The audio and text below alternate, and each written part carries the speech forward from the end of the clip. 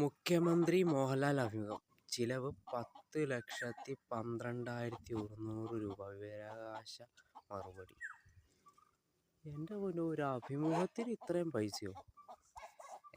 എന്നാലും അവർക്ക് പേയ്മെൻ്റ് ഉണ്ടാകും എന്ന് വെച്ച് ഈ മാതിരി പേയ്മെൻറ്റോ? അതെന്ത് ചിലവാന്ന് പറഞ്ഞാൽ ക്യാമറയുടെ അറിയാം, പിന്നെ വേറെന്ത് ചിലവാണെന്ന് എനിക്ക് കൃത്യമായിട്ട് അറിയില്ല.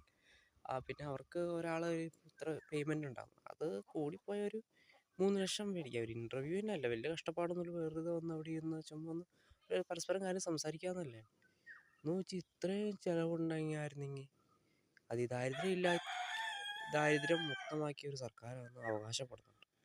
ഈ ചിലവുണ്ടായിരുന്നെങ്കിൽ കുറച്ച് പേർക്കെങ്കിലും ഒരു വീടെങ്കിലും വെച്ച് കൊടുക്കാം.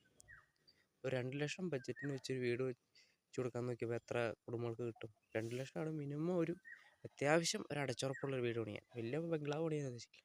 ഒന്ന് ചിന്തിച്ച് നോക്കി, 2 ലക്ഷമാണ് മിനിമത്തിൽ ഒതുങ്ങാവുന്ന വീടുകൾ അത്യാവശ്യം നിർമ്മിക്കും.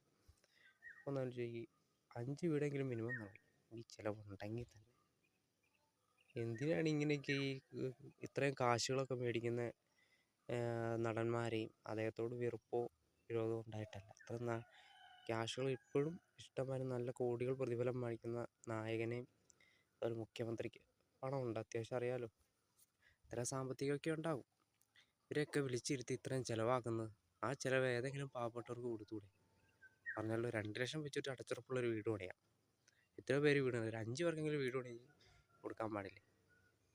ആ ഇൻ്റർവ്യൂ നടത്തണ്ടെന്നൊന്നും ഞാൻ പറയുന്നില്ല. പക്ഷേ എന്നാൽ ഈ PO ആയ ഇത്ര ഒരു ഇൻ്റർവ്യൂ ഇട്ടിട്ട് എനിക്കിപ്പോഴും കിളി മാറിയിരിക്കുക.